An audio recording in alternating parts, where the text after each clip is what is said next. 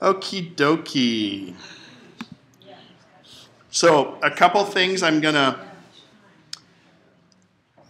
the recording going, so we're gonna finish up on a few things on mail and address a couple questions that came up during the break. Got a couple people still coming back. Were there any any questions on mail? Not if there's mail questions. Jim. Hey, Jim, the winner of a new MacBook Pro, wasn't it?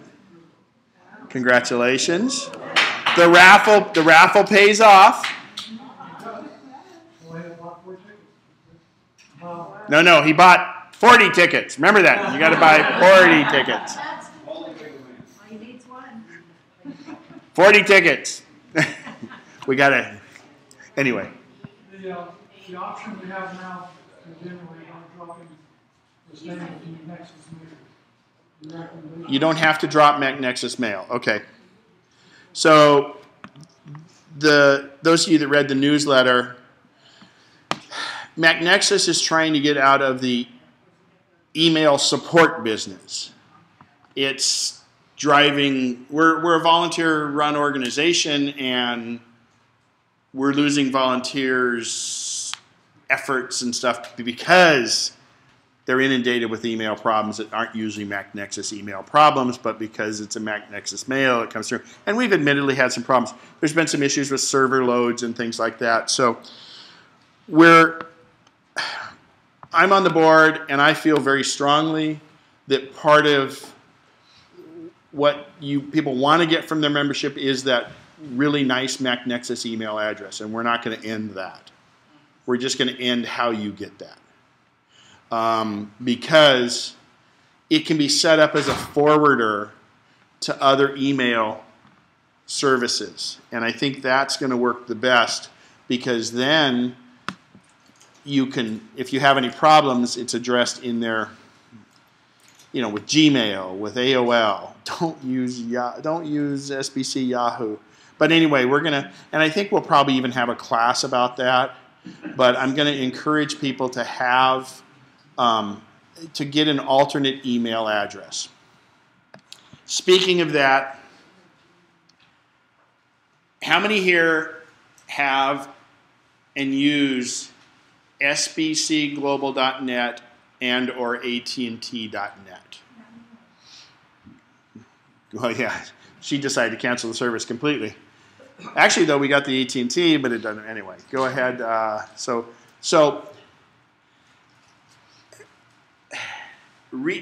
how many are SBC and how many are AT&T? Okay. I'm sorry? Yeah, true. Yeah, because you go to Yahoo and get it that way. Thank you. And you've had yours for a while then. So, I get more calls from people that have trouble with their email with SBC, PacBell, AT&T using the Yahoo.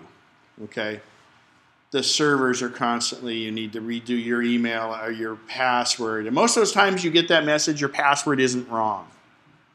Their server is down. Their server can't connect. And I'm sorry, do yourself a service. Continue to have that email address, but start going away from it. I also encourage people that are on Comcast or SureWest to also have alternate email addresses. And those of you that had this class before, my situation probably perfectly illustrates it. When I used to live at Swallow's Nest over by Chevy's on the river, and I only had dial-up. And dial-up was 26K when it worked. Anyway, so Comcast came along with internet, and I said, oh, great. Well, they were provided their email, because they didn't want to be in the email business. So they said, well, we're going to partner with this company called At Home, the @home. And so I said, great, I'll get an at-home email address. And I was pretty early on it, so I got kenspencer@home.com, which is pretty cool, actually. But in the meantime, I got my own domain name, kenspencer.com. So I never really gave many people my at-home address. I gave them kenspencer.com. But everybody else that was using Comcast that had athome.com, after about 18 months, a company called Excite bought At Home. Now, the behind-the-scenes server guys could have made it so you didn't have to change your email address, but they made everybody change their at-home email address to @excite.com. Then, Comcast said, well, we're going to handle our mail now. So, I think At Home, actually that's what it was. At Home went out of business. Excite acquired them. Excite's still around. But Comcast says, well, we'll handle it now. So Excite was handling it very similar to how Yahoo handles it for AT&T and SBC. Anyway, so people had to change their name to Comcast. And then, prior to DSL being popular, there was a company called AT&T Broadband, or you might have heard it as ATTBI. They're going to handle the email for Comcast now. Change your email. Then finally, Comcast comes back and says, we're going to do it. Last time, really, last time, last change, and they've stayed Comcast. So, if I had not had an alternate email address that I had set up as forwarding, I would have had to tell everybody 5 different times to change my email address with them. SureWest was bought by Consolidated. More than likely, they'll keep SureWest's name, but they don't have to. What was it before it was SureWest? Many of you probably had WinFirst. Well, but the WinFirst was the fiber one. Yeah, did anybody have WinFirst? The old fiber? Okay. They bought most of that, but RC, whatever it was Roseville Telephones before they became SureWest. But I believe they still have that as an active email address, so they did it right. But the other thing is, how many here have Comcast? Not for email. How many for your service, your internet service? How many have AT&T? How many have SureWest? How many have what's the alternate? Anybody did we miss? Frontier. I'm sorry? Frontier. Oh, okay. Down Elk Grove way? Okay. So that's good too. So your internet service provider, ISP, gives you an email address because that's part of the service. But it's kind of like the old days of AOL where everybody had an AOL address in the old days. That was internet on training wheels. And you'd go get Comcast or something else, but you'd keep paying AOL that 20-something bucks a month because you didn't want to have to change your email address with all your friends. Well, AOL pulled the dumbest business decision I've ever seen in my life. They decided to say, tell you what, we'll let you have email for free. So people didn't rush because they didn't believe it, but they went, and now they still kept their AOL address, but it's free. So AOL's profits went down like this, and it actually is a pretty good email service, as much as I really don't like AOL in the rest of what it does. But I've told people don't be a slave to the internet provider, because let's say that the new guy comes to town and it says, Bob and Joe's internet, 3 times the speed for 1/3 the price. Cheap guy is going to go jump on that. Darn it, I got to change my email address. I've had it for years. Okay, I'll wait 3 months because I got to let everybody know. So then they go to Bob and Joe's Cheap Internet. They change the it after 3 months, and because when you get rid of Comcast or one of the others, they'll stop your email. So then I go here, and then they get bought out by somebody. In fact, it happened to me before I went to Comcast, when I had dial-up. I was the old JPS. Remember, Sacramento was JPS. They got bought, or I had different ones, and they got bought, and I had to change an email every time. Just get an alternate email. Gmail is good. AOL is very good. Yahoo's finally getting better. I'm not saying SBC Yahoo, straight Yahoo. and you have free email available from Apple, which is an iCloud account. So your name at iCloud.com. So we're not going to go into detail about those accounts. I'm just going to show you quickly and easily how to set up an email account. You usually go to a website and then you put in your credentials, your name, etc., and then get the account, and then we'll show you how to add it to mail, because it's quite easy. Because you came up with AOL. She's checking AOL from Safari. So who here is not using the little postage stamp Apple Mail? They're checking their mail via Safari. Okay? Yeah, but you use the other. You know how to do it. So is there a reason why you're not? Is there a reason you guys are using that? It's just what you know and what you've used. You haven't set up mail yet? Okay. Email provider? Using SureWebs. Just already have it set up. Okay. The postage stamp is mail. Back in the back, who's your provider? Okay. Okay. So do you have to go to Yahoo to get your AT&T, or do you go to att.net? No, I'm sorry, in the back. Okay. I just use Comcast. All right. So you can go ahead. Did you turn on the recording again? Yes, thank you. I do have it running. Hopefully it's working. All right. So you can go via Safari, but Apple's Mail allows us to do a lot of the things we saw there about iPhoto and stationery and things like that. So here's how hard it is to set it up. I'm going to go to Apple Mail. Actually, you know what? In Mountain Lion, I'm going to do it a little better. I'm going to go to System Preferences, Mail, Contacts, and Calendars. And I'm going to show you how to do it on an iPad right after this, too. Now, I have a list of account types here. iCloud, Microsoft Exchange, Gmail, Twitter, Facebook, etc. But those aren't all mail. But let's say I wanted to go to AOL. So I'm going to click AOL, and there's my name. And I'm going to see if this one works. I know it's for my AIM, but I don't know if it will give me an email address. 95815.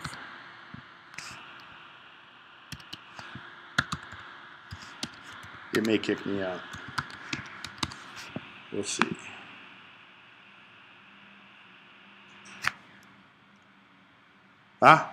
So I don't want to use, oh yeah, that's my AIM, that's what I use for my iChat. So I can select Mail, Messages, and Notes. Okay, so if I click Add Account, just like magic, that's how tough it was. I've added, it's an account I already have, okay? So I would have had to go to AOL and sign up for a free email account, or go to Gmail and sign up for a free Gmail account. I'm going to go here and do the same thing. I'm going to hit plus down here again, and I'm going to do my Gmail. So I click Gmail, and here's one of my Gmails. Let's use this one. No. I've already created these accounts. I'm just putting them so Apple Mail will use them. Correct. K9. Yeah, let's give out the password over the recording. So what, is that your Apple password? Nope. Good question, though. I'm entering the password of that account. The password of my AOL account and the password of my Gmail account. I'm not making them up. Yes, these are accounts I already have. So let's get this squared away. I've gone to AOL.com and created an email address. I've gone to gmail.com and created an email address. Because you have to fill out all the information. Not so much, really. It's basically they want your zip code and your age, so to make sure that you're not under 13, so you're signing up for it. So let's stop that. Let's go back to, I'm going to cancel that account. And let's go to Safari, AOL.com. Okay? Now, I can go over here to mail. Oh, there's sign up. Hang on. See, it's got my old one in here. Sign up for free account. Now, why is AOL giving me mail for free? Why is Gmail giving me mail for free? Because they want you to go via Safari and look at your mail so you'll see all the ads. That's what pays for it, and that's fine. But if you use Apple Mail, you don't see those ads. So I go through here and I can say, let's try, say I'm going to try MacNexus at AOL. I think I took it in one of the classes. I think it's my demo. I think I already have that one. But I would go and say MacNexus, that's, you know, AOL, check, and it says okay. So I would go here and sign up for AOL Mail, and it'll probably ask you for an alternate address. So you just go through this screen and just sign up, all right? So let's pretend that I just did that. Well, actually, let's go to Gmail and show you the same thing there. Gmail.com. You can get as many as you want. Brings up a good point. I have 3 primary Gmail accounts that I use. I have others for special things, but I have 3 Gmail accounts, and here's how I use them. Remember, I have kenspencer.com. It used to be if you sent something, well, if you sent something to ken at empowermac.com or ken at kenspencer.com, I actually now have it forwarded to my Mac account, but I used to have it forwarded to my Gmail account. No one has ever sent me anything direct to my main Gmail account, my kenspencer@gmail.com. It only gets forwards. So that's my main email. I set up a second email address with Gmail, and I call it NOS Ken, no spam Ken.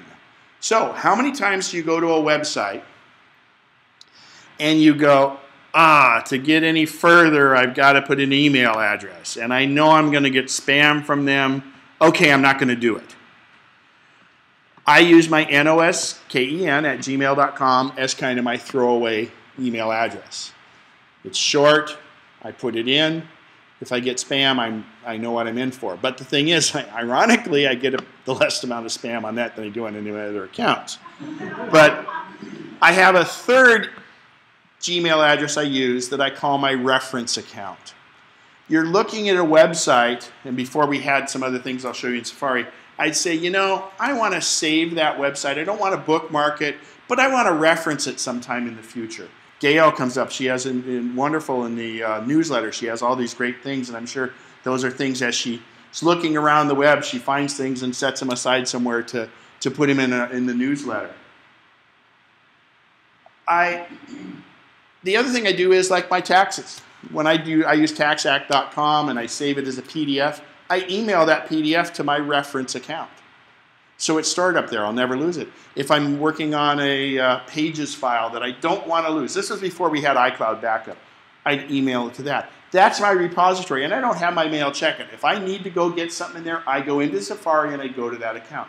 But I use those 3 accounts for what they're designed for. One is my main one is my I don't care one, and one is just there for storage. And they're all free. So, and I can have mail check all of them. You know, we talked about having mail. We set up an AOL. We're going to do a Gmail one here in a second. And it's just as wonderful. So I'm in Gmail. Actually, what's really funny is in the newest version of Safari, if you go to gmail.com and sign in for the first time, it says, oh, do you want me to set up this account in Apple Mail for you? It's like Big Brother, right? So I'm going to go back to contacts here, and I'm going to click on my Gmail account. I've already established this account. Just like the AOL, I already had established that account. So I'm going to click Gmail. It fills in my name, because it's already in my thing. And I type in, let's do this one.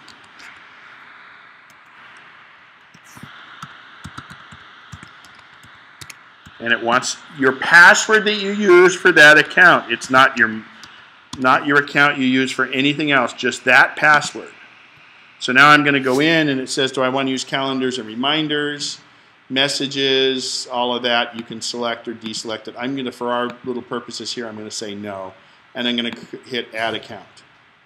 It's checking it. It's the little spinning beach ball. Looks like that account is active. So now, when I go back to Apple Mail, if you'll notice my inbox now has what I only had iCloud before. That's the AOL account. See, I don't even know what these. Oh, this goes back to September. You can tell. I don't use this AOL one at all. And I'm sure this one from Xcute Jesse IOX. Private message. Yeah. So my Google account's right there too. Oh, this account, yeah. This guy used to send a ton of. This guy worked for the state water board or something. It was someone. He used to send like four or five email jokes a day. Then when he retired, I don't get any more out of it. So. Now that he's retired, it's something to do. Exactly. So is this the, when you refer to forwarding, is that the process that just automatically? No, the forwarding's kind of different.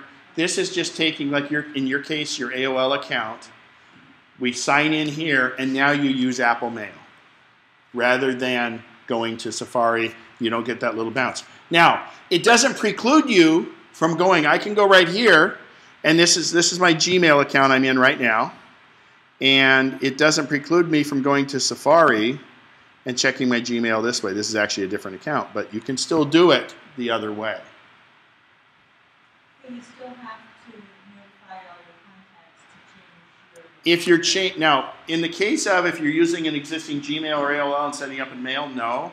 But if you're changing, yes. So the thing to do there is, before you have to change it for some reason, start using the new email account, and then just tell somebody, well, okay, yeah, I'm going to start using this as my permanent one. And then if they keep sending you mail to that account, send them a reminder and really transition away from it, because the worst case scenario is that something happens and you have to sever ties with that email address in 30 days or 15 days. Just set the message in your signature block. Yeah, but anyway, you're better off sending them an email from your new email address saying, please change it. Because other people are going to change it. They're going to change as they want. Just a question. I've got an iMac account. One of my correspondents, she had an iMac account, and she changed it to iCloud. Is that necessary? No, it's not necessary, but it can be done. So if you have a Mac.com address or a Me.com address, you also now have an iCloud.com address. And I don't even know if you can get the Me ones. You can't get the Mac ones anymore. I don't think you can get the Me anymore. I'm going to get rid of this one Gmail account here. Okay.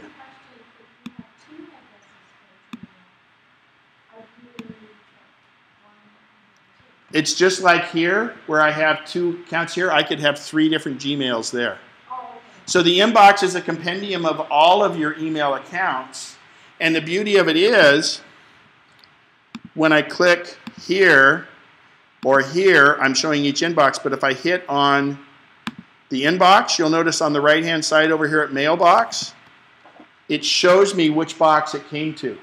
So in that case where you're trying to purge everybody of your old AT&T account, you can see, oh, they sent me a message. Do it. The only problem you run into is if you reply from that address, it will reply. Like, let's say here's my iCloud one. So let's say I hit on force and I hit reply. It came to my iCloud, which is my Mac.com, but then I would change it to the address I want it to be from, because you cannot circumvent the automatic reply. It always goes from the account that it was mailed to, which is a good way to do it because they may not be set up to take the new one. But you can change it, and that's how you would do that. I just deleted it because it was taking a long time. I just pulled it out. I'll put it back in. So I go here. It's easier the other way. Yes, I had those addresses first. Well, here, because they will now. I had just deleted them a second ago. So now they're here, iCloud, AOL, and Google. Okay? Yes, sir? I have a Yahoo account. It's not up on the left-hand side of my screen here.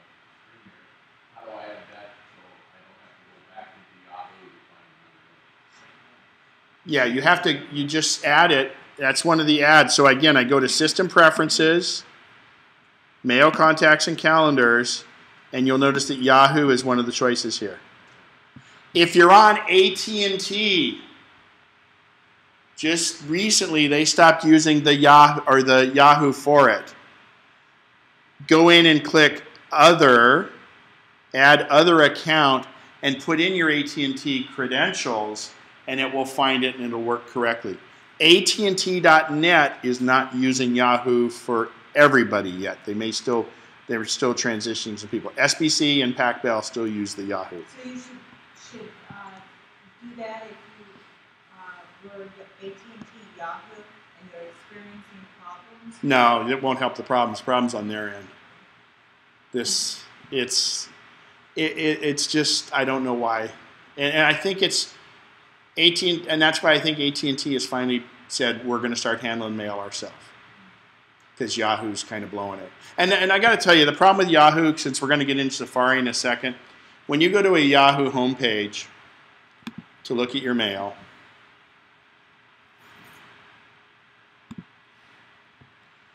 there's all kinds of stuff going on all over the place. But all of these things are using Flash. You might get missing plug-in and all that. I had one client who had the old Snowball iMac running 10.4, I think it was. They used their computer maybe once every 2 weeks to check email, and they were going to check their Yahoo VNet. So they go to Safari, they fire it up because AT&T installed their little software. They made Safari's homepage Yahoo. He fires up that spinning beach ball forever. It won't stop. They cannot use their computer. I had to think about how am I going to fix this. I actually went through and I had to turn off all the internet. What I had to do is not fire up their Safari, go in and turn off all the internet, fire up Safari, and make a new home page that Safari opens to. Now they can use their computer. There's so much stuff going on with all that Flash. It took that computer to a standstill. I am not exaggerating. You could not use that computer for anything. It wouldn't let you. It's not that it was slow. It wouldn't let you. And it's all that garbage they put on there. So if you have to use Yahoo, go ahead and use Apple Mail. It's a lot better. So, couple last things in Mail before we go to Safari. There's a new thing in there called VIPs. What you want to do with VIPs is it's can be a list of people that you definitely want to make sure you get to see the message from. In other words, it's a subcategory of your inbox that you've made a VIP. Okay. So in other words, it kind of takes the wheat from the chaff, and you can see, oh yes, any of my VIPs they'll be in your inbox, but they'll also be on your VIP. So you can click on VIP, and you can set that to be, you can set any number of people, kind of like a favorites, to be a VIP. Before offline, I used to be able to click on Get Mail, and it would check in the accounts. Can I get that back? You mean kind of like here? No.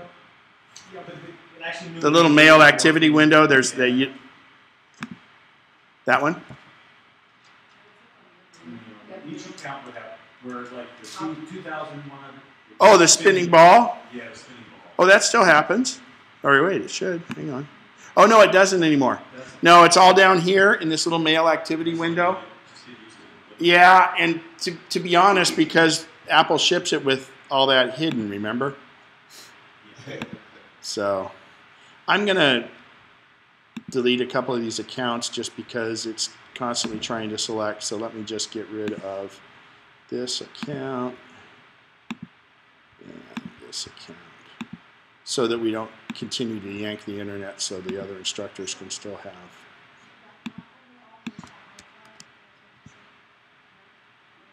No, totally different. Apple Mail is a program. Safari allows you to get on the internet, right? There's other ones called Chrome and Firefox. And that gets you on the internet. Apple Mail allows you to read your mail. That's all it is a program that goes out and gets your mail for you. All right? So the last thing is you'll notice that I have some brown things here. Apple Mail thinks they're junk. So most of us have spam filters. Another good reason to use Gmail is they have one of the best spam filters. Careful though, because sometimes they filter things that aren't spam. So you have to go check it occasionally. But Apple's Mail, so if you have spam, it never gets to your Apple Mail. But what this does is anything that's brown like this, like there, PayPal, your gifts are early, but no, oh no, see, it's e.paypal, so that's a, anyway, if you look at these things, it thinks it's spam, or it thinks it's junk. The spam gets filtered out. Anything that makes it to your mail that Apple Mail thinks is junk, it's going to turn brown. Now, that can be really good because it will eventually set it up to automatically throw that stuff in a junk mailbox. Bless you. And the cool thing is you can set your junk mailbox to just delete things after 30 days so you never see them. I use that as a tool. For instance, here's Thunder Valley and Red Hawk. I don't know. It's, I think because I signed up for my, you get the player's card up there is why it is, so you get the discount in the restaurants. But Costco News, I don't need that. Anyway, the junk comes in, and if I leave it as junk, it'll go in the junk box. But if it's a false positive, I don't want it junk, like here at Costco News I tell it not junk. And then it'll turn it black again.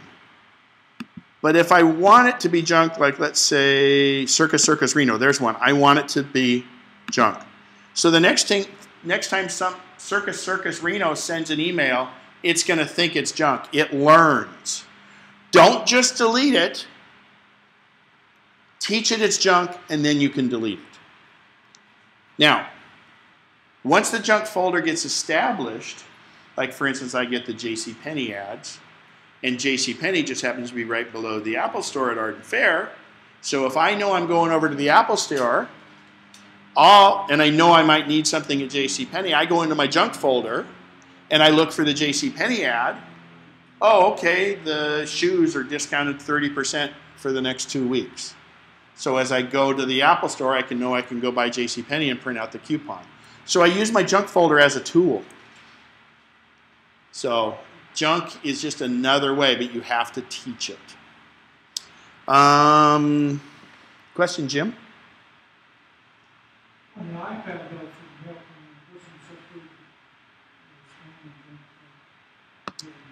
in the new one, it's doing some junk filtering, and they're working on that. Where what'll happen is, if you're using the cloud mail, they'll sync with one.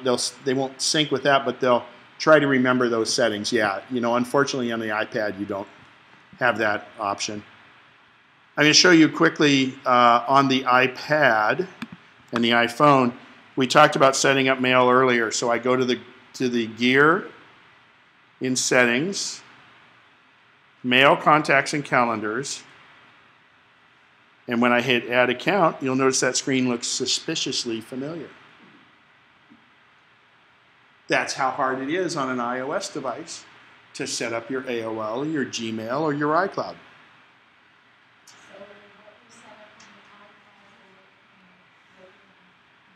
Yeah, and they don't really sync with one another. The weird thing with mail is there's this server out there, and it's going and pinging it. Each device is pulling the mail from it.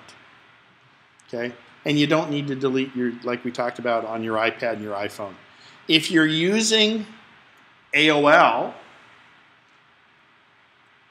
and you have multiple devices, if I read, reply, forward, or delete an email on my Mac, it will show up as delete. Well, it won't show up as deleted, but it'll be deleted on my iPad.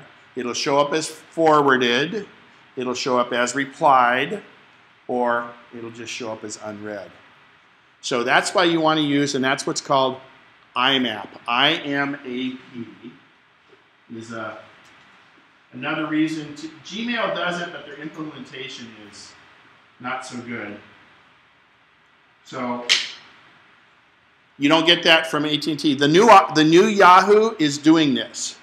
So you can get the free Yahoo account. It's doing it. AOL does this.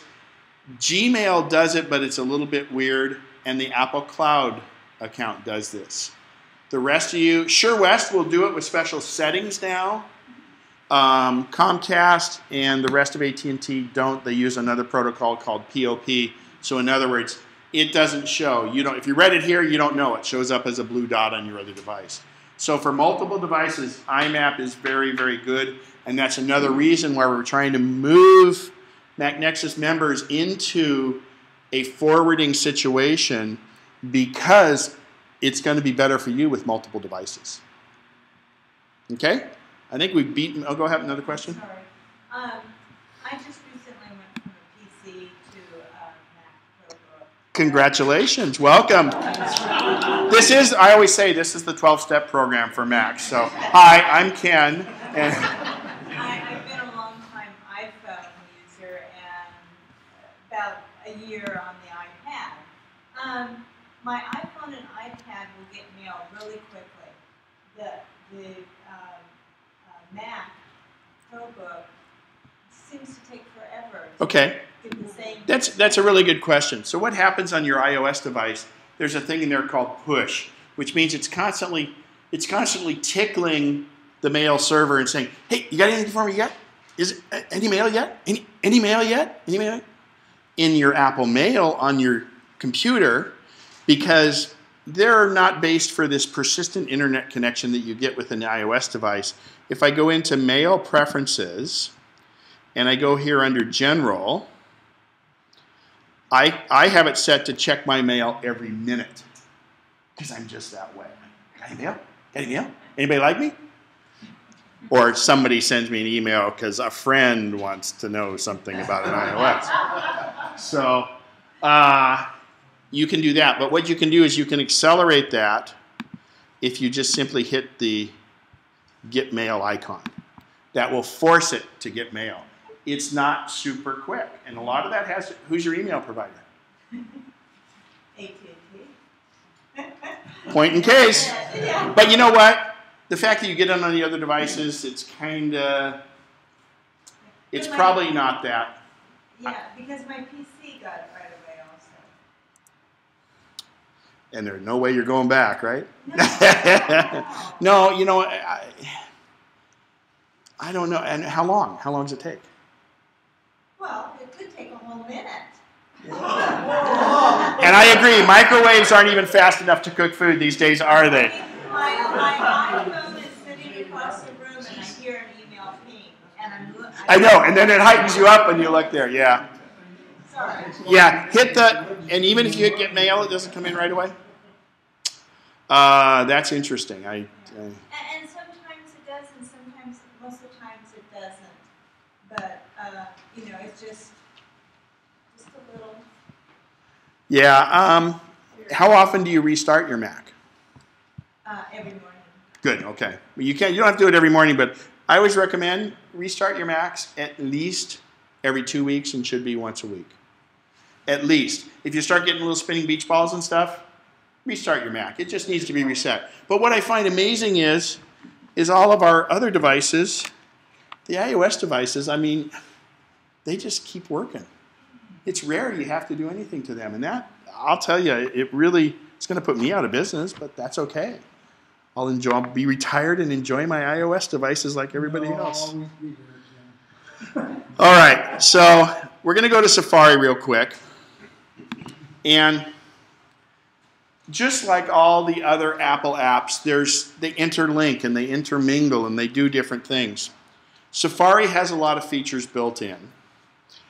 But Safari is also your pathway to the internet and to Google and everything else. And, you know, yeah, I get asked all these tech questions all the time. I can't know them all, but I look really good when I can Google them. So part of the talent there is just knowing what to ask. But Google is amazing. It will answer any question you want. There's tons of tutorials out there. You could probably get a better explanation of how Safari works by Googling it than what I can give you today. But I'll try to attempt to do it. So in Safari, in Mountain Lion and Lion, what we used to have is, in fact, I'll show you on the iPad is the easiest way to show it. Those of you will remember, we used to have the little Google search bar right up here, right? Yeah.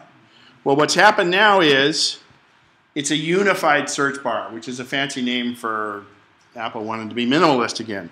But what this does is, if I start typing Apple, it will Google search Apple, or you'll notice this, it suggests certain things, or things I have in bookmarks and history. But if I just simply hit Apple and hit return, it takes me to the Google search page. So the unified bar will be a Google search, or if I've been to Apple before, it'll fill in apple.com. Okay? So don't be, and you don't put in http://. Don't put in www. Just put in Apple, or apple.com is all you need. Okay? You don't need any of that garbage in front. Now, I see a lot of you, when you go to type in a name, you click on here. Well, actually in the new one, you used to have to click on this, and then you delete, and then you go like this.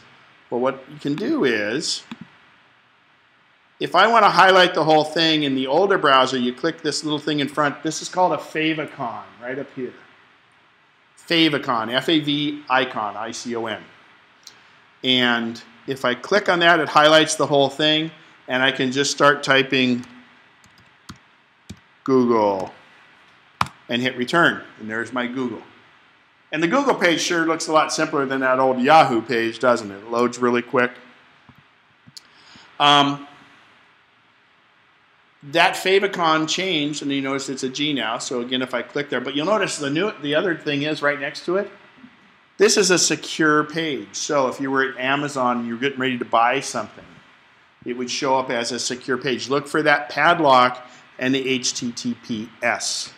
By the way, because I have it activated in Google, because I'm signed into my account, nobody can intercept my searches. It's all encrypted.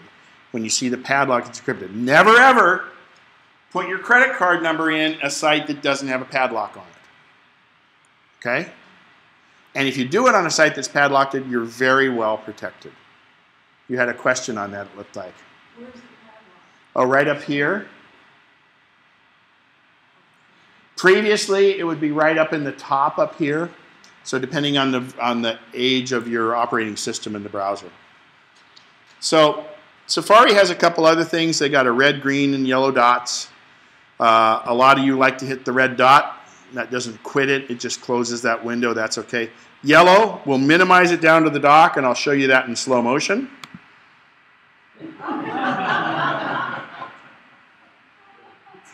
Okay. Wouldn't you like to know? Believe it or not, you hold the shift key when you click on it. But it does demonstrate that. That doesn't work in a lot of different things, and I don't know where I pulled that one out from, but it does work pretty well. And the last one is the green, and that minimizes or just makes it larger. So go ahead. I think I know what you're saying now. When you do the Google search, you're going through apple.com. No. Separate. No, Apple. No. See, when I was back at Apple, there's no padlock. If I'm in Google, I have the padlock, and so therefore the stuff's encrypted. It's not a big deal. You know, these people are really worried about what Google knows and doesn't know. You know what it is they collect the same amount of information most of the other sites do, but they just tell you about it, so then it makes it look really bad. And you know, my feeling is, my data's in there with all these other people's data, And a big guy like me can hide pretty well in the Rose Bowl when it's full. But I can't hide in this elevator, can I? So I'd rather have my data where all this other data is. Maybe I have some obscurity that way. But you know what? It's also blown out of proportion. Now, it's a little different when, what was it, South Carolina, North Carolina, with the social security numbers and driver's license numbers of all these people, they hacked into the database and got that. That's a whole different deal. So Why didn't you just go directly to I can by hitting google.com or make that my home page. But if I use the search up here, I've told it Google is my search. Could be Bing or one of the others. So then you have to put in IMAC in the search?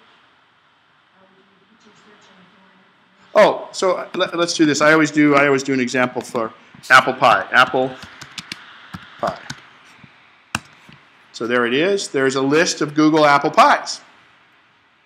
Actually, I'm going to open a new window. Let's do this. A new window, Command N, and I'm going to go back. That's my Apple Start page, and I'm going to go apple pie again because this will bring up some other little tips. Now you'll notice I've got a list of apple pie things. So, 3 months ago I saw this recipe. I wasn't sure what it was.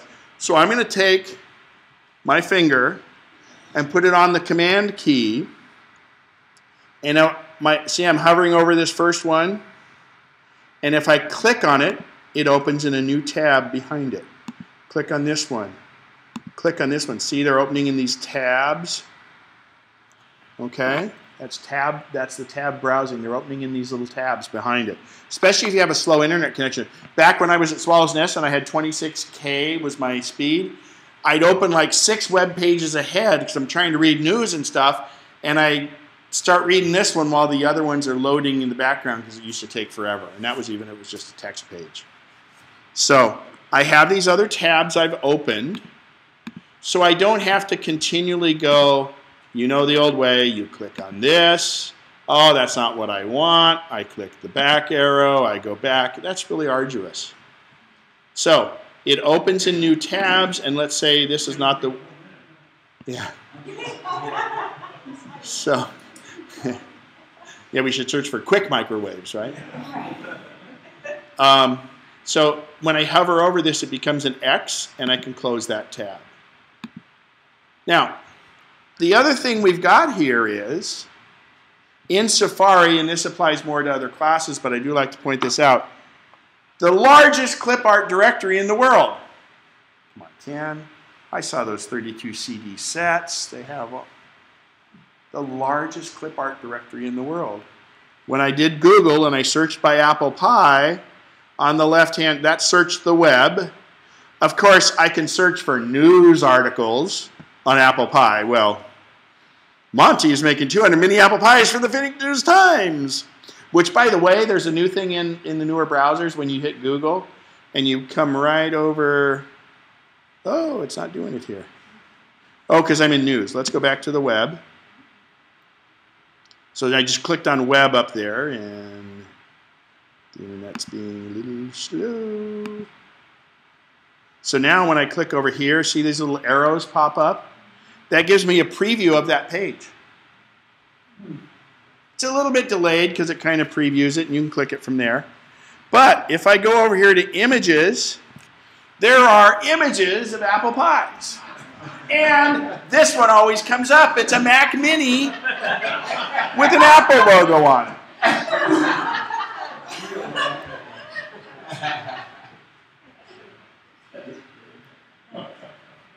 I like that. Now,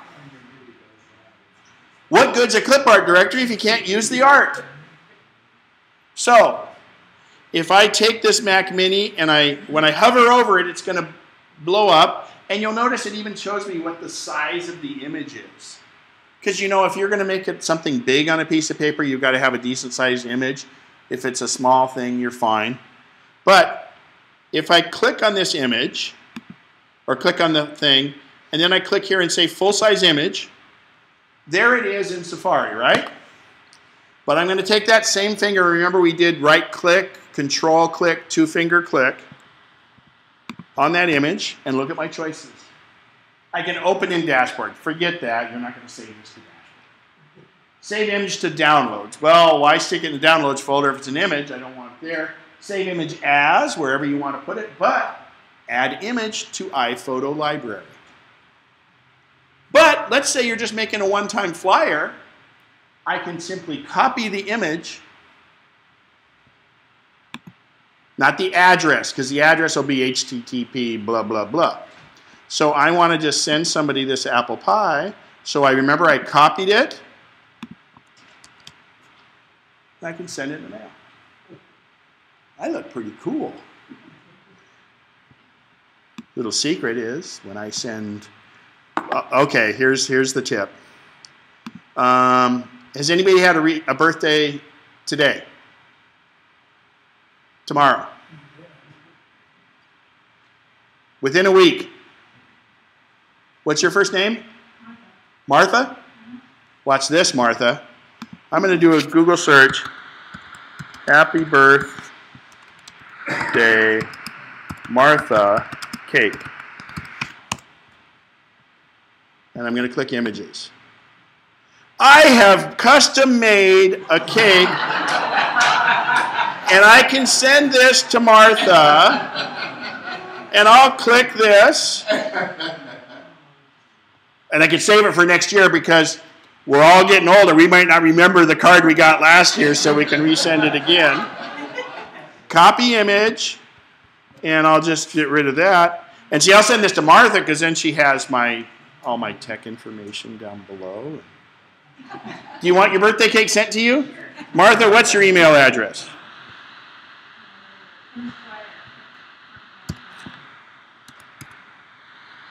M. Squire, there it is.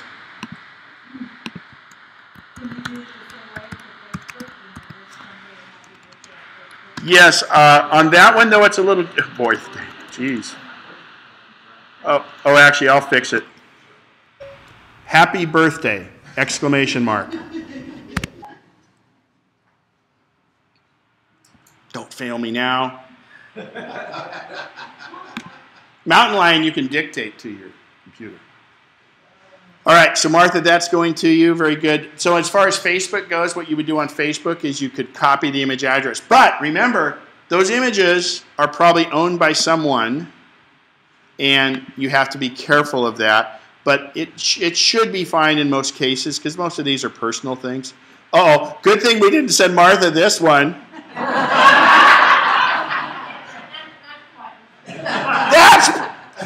That's something to aspire to. This Martha had 108. I want you to get 109. Okay? We got about 50 years, right, till you're there?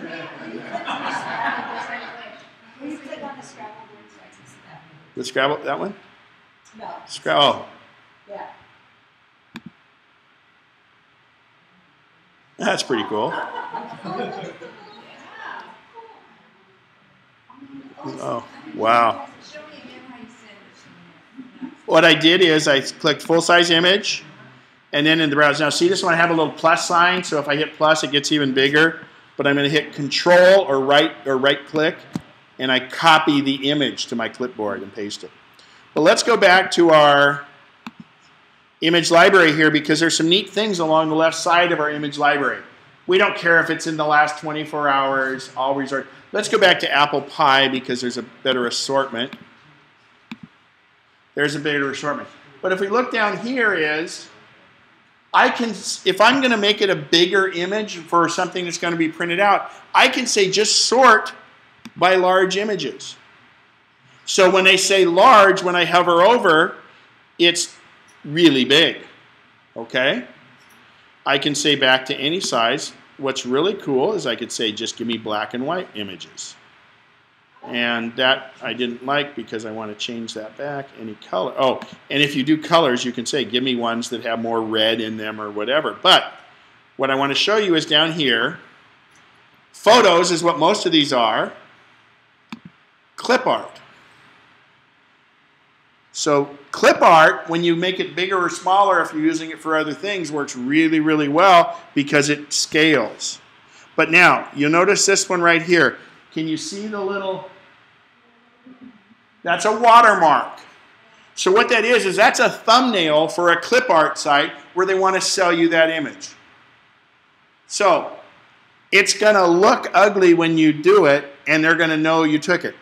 I've seen some professional websites where people have taken that image with the clip art logo on it and used it commercially, which they can really get in trouble for, but they didn't even get the image without the thing on it. So watch out for those and just don't want to use them.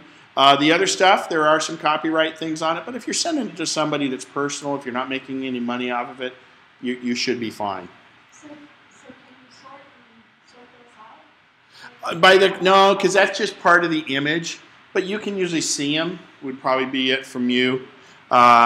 Sometimes they're not big. Actually, I take that back. Forget I said that. Because the last one I'm going to show you, though, you'll notice these. And here is line drawings. These scale very well also, and you definitely see some with watermarks. But those are great images to have. Okay? In our Pages class, we show you how to get rid of the little white borders around the sides and things like that. In Safari, because that's the images with Google, but the big thing there was how do you take the image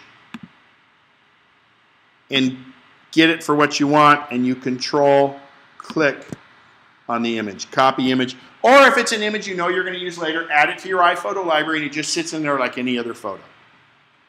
Okay? So, whoa, that's a big image. Can you, when it goes to iPhoto, can you have it go to a special folder in iPhone, send it to my clip art folder? You would take it to iPhoto, it's going to show up in latest import, and then you would manipulate it from there. If you want to download it to a specific folder, you can, but if it's something you're saving, just save it to iPhoto. All right, so a couple other things here in Safari. I can do new window, which opens a brand new window. That's probably not the best way to do things. Remember earlier when I wanted to open more things, I held the Command key down and clicked on it. I can go here and say new tab, and you'll notice new tabs across the top. Think of those like file folders, the old manila file folders, how they had them sectioned. You could get file folders with 3 divisions or 5. These are the little tabs, so you can go back and forth between each of the browsers. And if I want this one over here, I just click it and drag it, and it's over on the other side. I have lots of tabs open all the time, and I'm terrible, and it slows my Safari down a lot. But it's the price I pay because I can't keep my attention on any one thing for very long. So, go ahead, Carol. Are you going to talk about view and enlarging? Yep, going there right now. And we talked earlier about customizing the toolbar. So if we go up here to View, and see, in the other programs, they put it in the bottom. This is why Scott Forstall needs to fix these things. Anyway, isn't. So you can go here, and here are different additions you can add to the top of your Safari bar. The mail icon, you won't need that. I can show you that. The print icon. You have zoom, bigger and smaller. Print. Back and forwarding's there.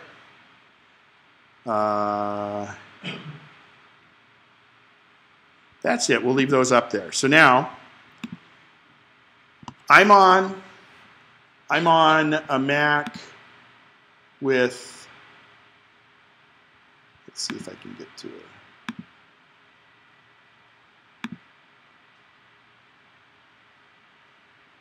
I have a trackpad on my Mac.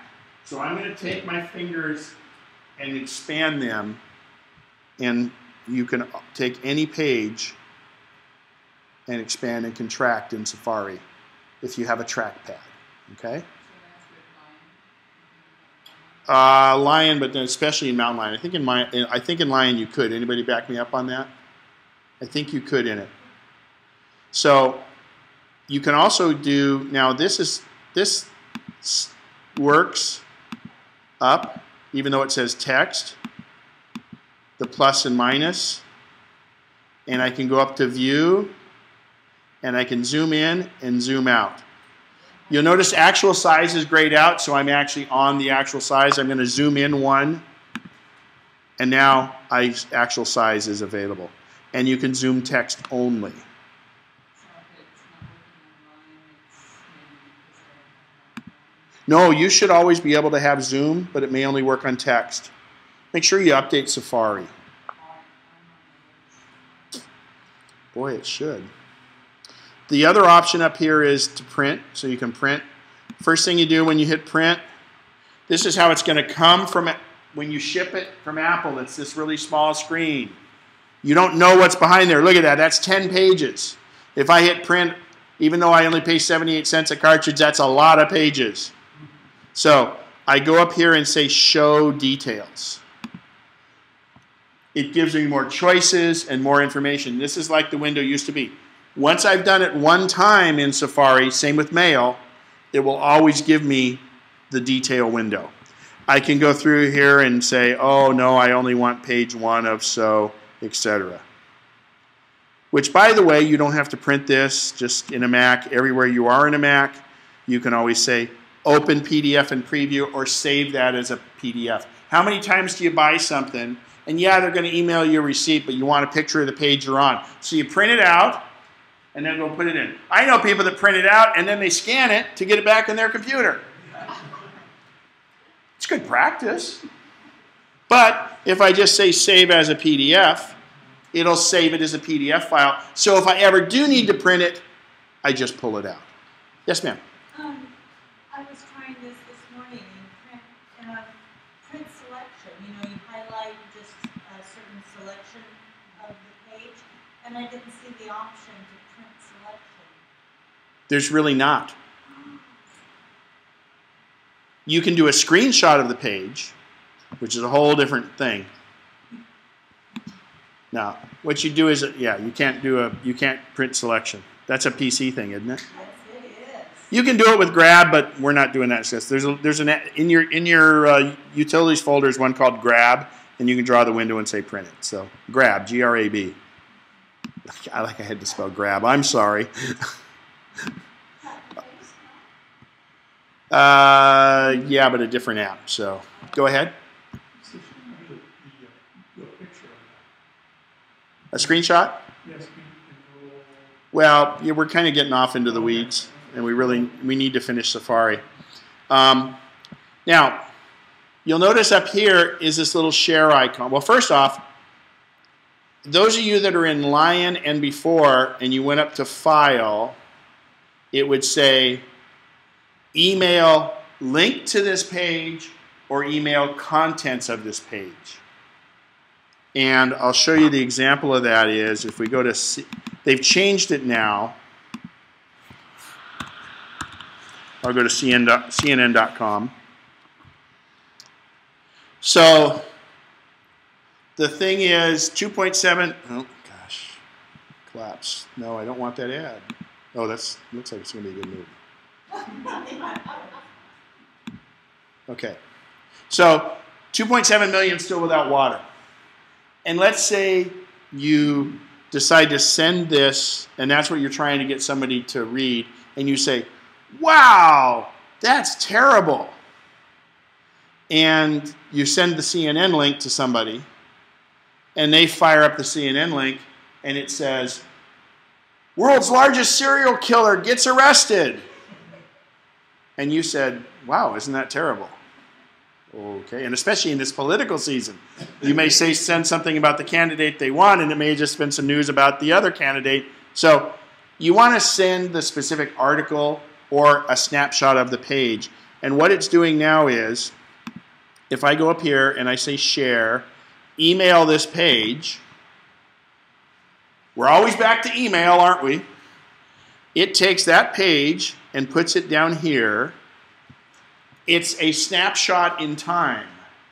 So when they get this email, it will be the page that was when you sent it. Won't be what it currently is. But the best part is all these links when they get the email are all clickable. Okay? So that's how it's handling it now. In the older browsers in Lion and previously, it would say mail contents of this page instead of mail link. Okay? So that's really neat. I think that works very well. Now, Safari has another thing that I really, really, really like. Remember I told you I had that Gmail account where I would send bookmarks to, or instead of bookmarking. They have a new thing called Reading List. Okay, Reading List says, if I go to an article, in fact, let's go to this article too. I want to make sure I get in the article. And it's loading. You notice how it says more than CNN, it's starting to fill in the rest. What a reading list is a repository where I can send a link or bookmark or a website to it, and if I add it to my reading list, okay, the internet's being bad, so let's just, oh, there, we're finally getting it. The reading list is a temporary holder of that link. It doesn't hold the web page, it just holds a link to the web page, okay? But the beauty of it is, how many times have you been sitting at your computer and you got to go somewhere and you're reading an article and you only get partway through it? You say, you try to say, all right, I'm going to defer to, so Apple. Add to reading list, okay? Actually, I'll do EmpowerMac, just because I know I don't have that on my reading list.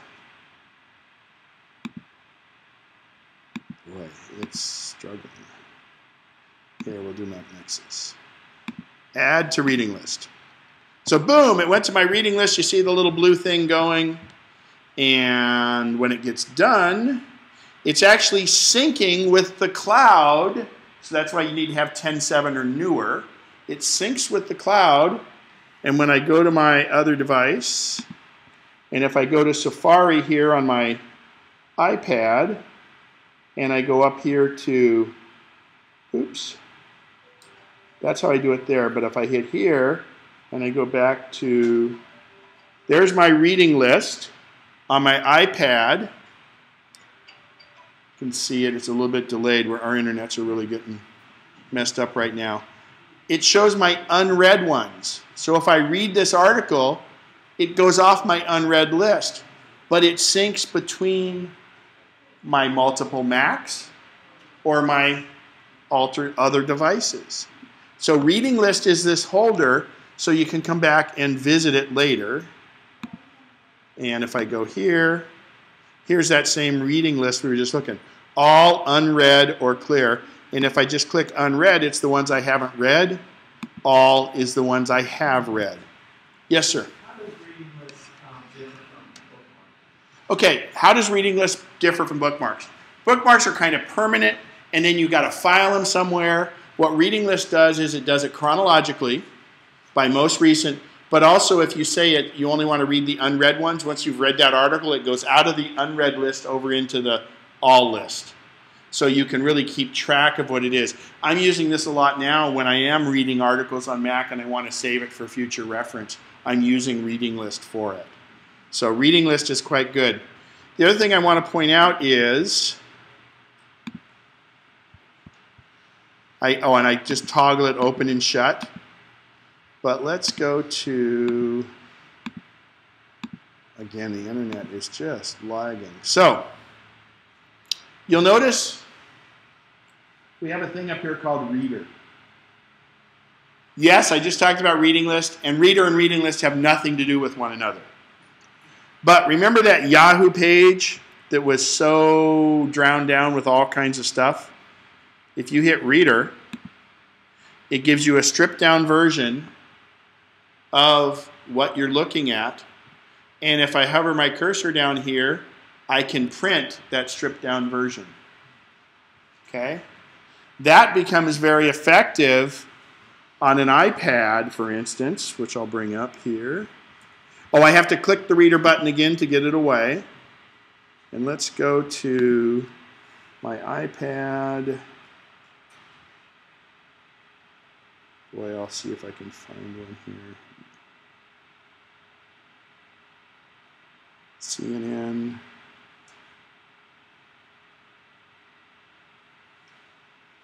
So the iPad's loading pretty quick. It's not too bad on the internet. I'm going to click on that 2.7. So it's loading. Again, Reader is another way of stripping the stuff off the web page and just getting the essentials. And I have to wait for it to fully load. Dun, dun, dun, dun. You know, while that's doing it, I'm going to go to Yahoo on here. And we're almost loaded. So in Yahoo, let me go to this Market Sputters, New York. The iPad's still loading. I apologize. Oh, speed of the internet. All right. So you can see the Reader loaded here on Yahoo. Remember, Yahoo has all this other stuff on it.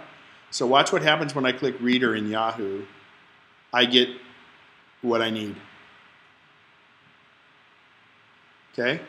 If there are pictures attached to the article, they will show up like they're supposed to.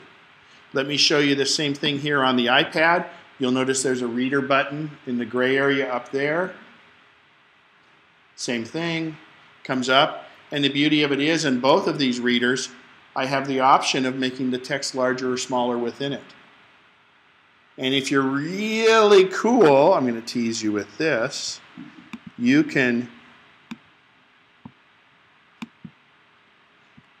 highlight. I know I have it on my iPhone. Let's see if I have it here.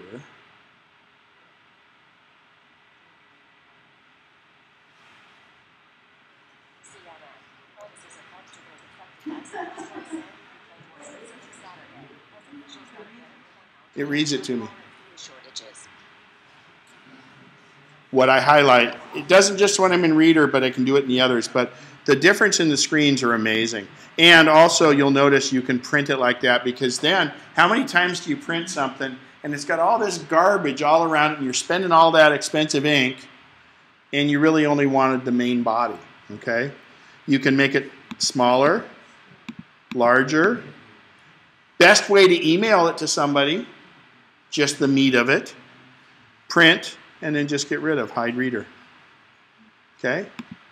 So, Safari does a lot of other things.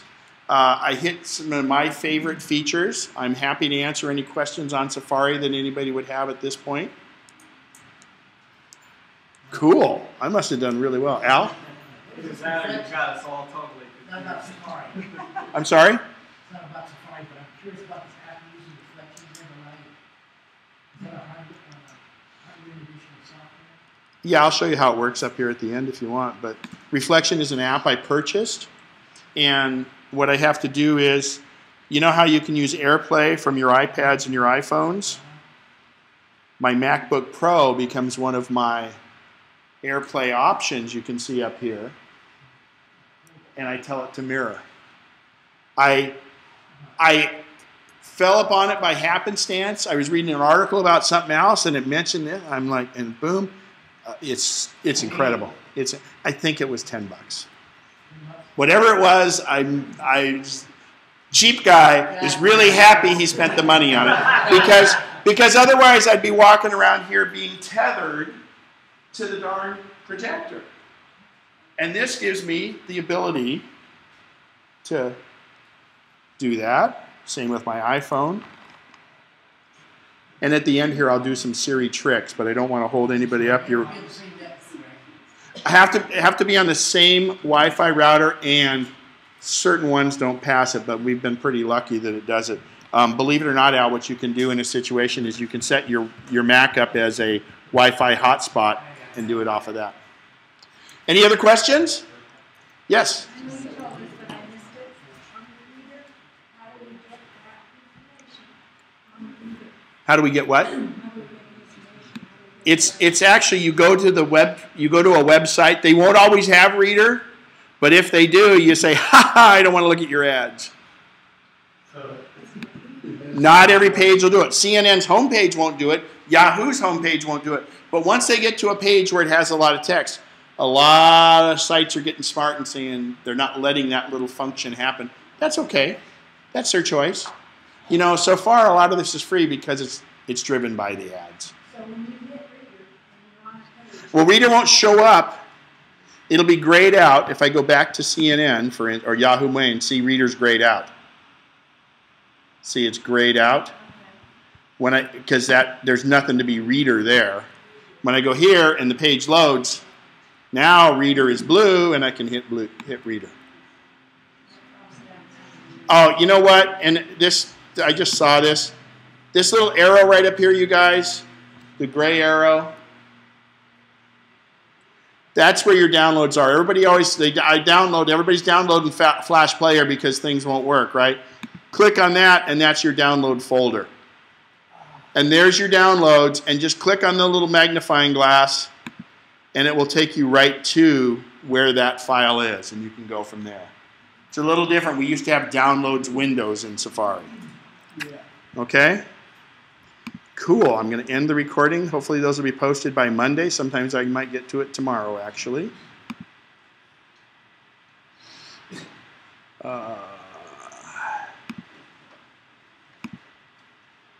And I'll do some Siri tricks here for anybody